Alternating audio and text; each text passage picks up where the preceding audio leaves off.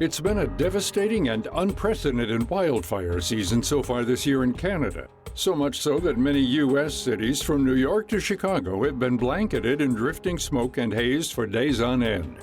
On top of poor visibility, air quality also plummeted during these periods, forcing millions of Americans to shelter indoors. Over the last few months, close to 32 million acres across Canada have burned. This equates to a destruction zone that's larger than the state of Pennsylvania, and the intensity and reach of these fires is highly irregular for our northern neighbor.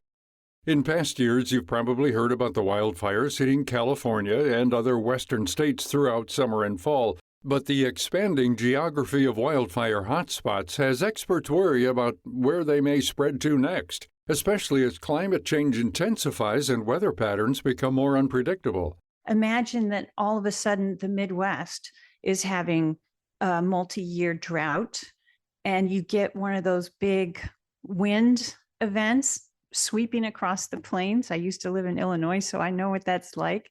And it could carry a fire very, very quickly. In fact, a lot of housing damage or lost structures occur in grassland areas, not necessarily in forests. That's Dr. Adrienne Edwards, a botanist and co-author of the new book, Firescaping Your Home, a manual for readiness in wildfire country. Edwards lives in California and is all too familiar with the dangers of encroaching wildfires. She takes us back to early November of 2018 when a massive wildfire hit Northern California, killing 85 people and destroying almost 19,000 homes. This is a time when we normally should have been receiving some winter rains. The winds should have been calmer, but in an unusual juxtaposition of events, we had very, very strong winds, and we were already in drought conditions, hadn't seen any rain for almost a full year. And so super strong winds swooped up through these deep canyons, and it's like the air becomes funneled and speeds up and raced up the hills. And the ignition, of course, came from power lines. And so power lines, as with much of our infrastructure, tend to be aging. And when they age, they start to fail. And this was ignited by failed power lines that then started the sparks, and then there was nothing to stop it. And this aging electrical infrastructure, coupled with a dry environment, isn't just a problem in California. She points out how many towns and cities face the same risks, and yet they're completely unprepared. There are other communities, not just in the West, in hills around the country, where escape routes for that kind of disaster are not well thought out. And so a lot of people were stalled on highways under terrifying conditions, with flaming trees falling and cars exploding and propane tanks exploding. It's hard to put into words how scary it was. And there are people still trying to recover from the shock and trauma of that event. Even today, almost 5 years later, people are still rebuilding from the destruction in California. Edwards also highlights how many newer homes are being built to better withstand these flames. In a nutshell, your house needs to not have any nook or cranny or pile of debris or roofing or wall or window material that can easily ignite. And if you don't have fuels up next to the house, it also won't easily ignite. So, as these disasters become all too common, it's important to keep these tips in mind even if you don't live in a traditionally high-risk state. Edwards offers up this piece of advice for Americans residing in regions under growing threat. If you live in what's called the wildland-urban interface, and that's where communities are either adjacent to wilder areas or intermixed into wilder areas, those are the most vulnerable to escaping into housing areas. And you really have to manage those communities at the house by house level and the neighborhood level. You need to be able to know what to do in that sort of fire emergency. You need to know that, for example, the first 5 feet adjacent to your structure really should have no combustible materials whatsoever. You can't allow debris to collect in your gutters or on your roof. You can't allow spider webs and leaves to eddy around into a little tinder pile next to your house.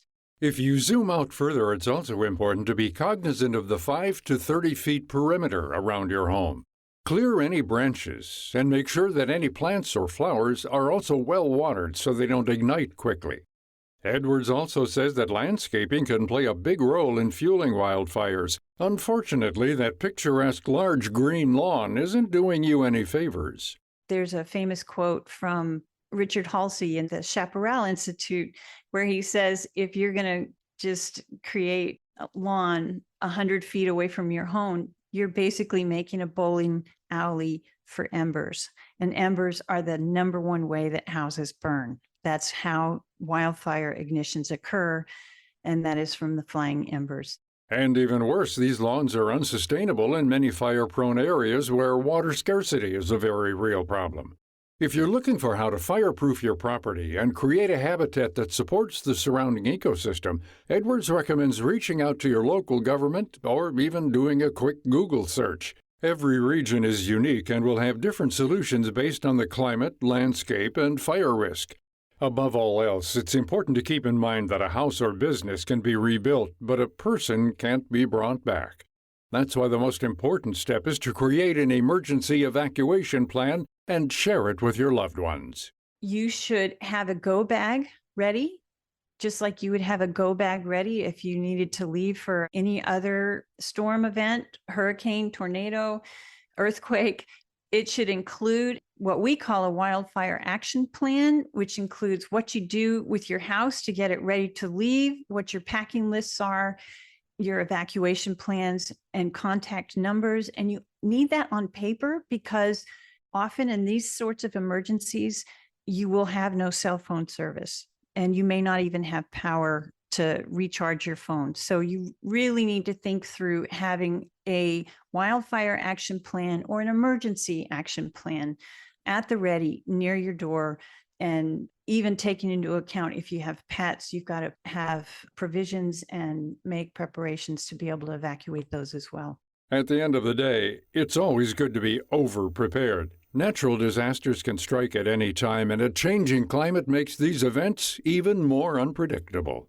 To find out more about this topic and our guest, Adrienne Edwards, head to viewpointsradio.org.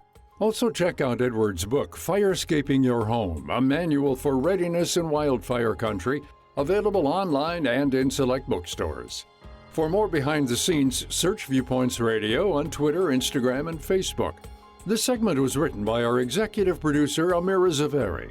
Our studio manager is Jason Dickey. I'm Gary Price. Coming up on Viewpoints. That was a weird decision to drink an animal's milk. Ever think about who was the first person to drink a glass of cow's milk? We take a look at the many firsts in history. Then, we're moving away from kind of mainstream news to partisan news. You know, the internet is becoming less and less reliable than it was even a few years ago. New technology is aiding in the rise of conspiracy theories and misinformation. How do we navigate this new media landscape? I'm Marty Peterson. and I'm Gary Price. These stories in depth on your public affairs magazine, Viewpoints.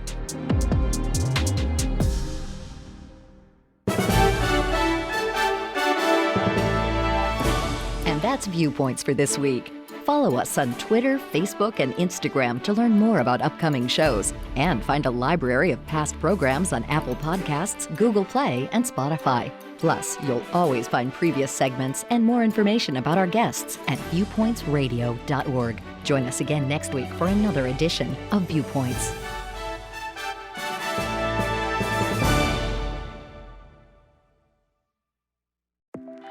For America's climate goals, investing in clean energy adds up. But what doesn't add up is an additionality requirement for clean hydrogen. Additionality would put an unnecessary and inequitable burden on domestic clean hydrogen producers and have serious consequences for America.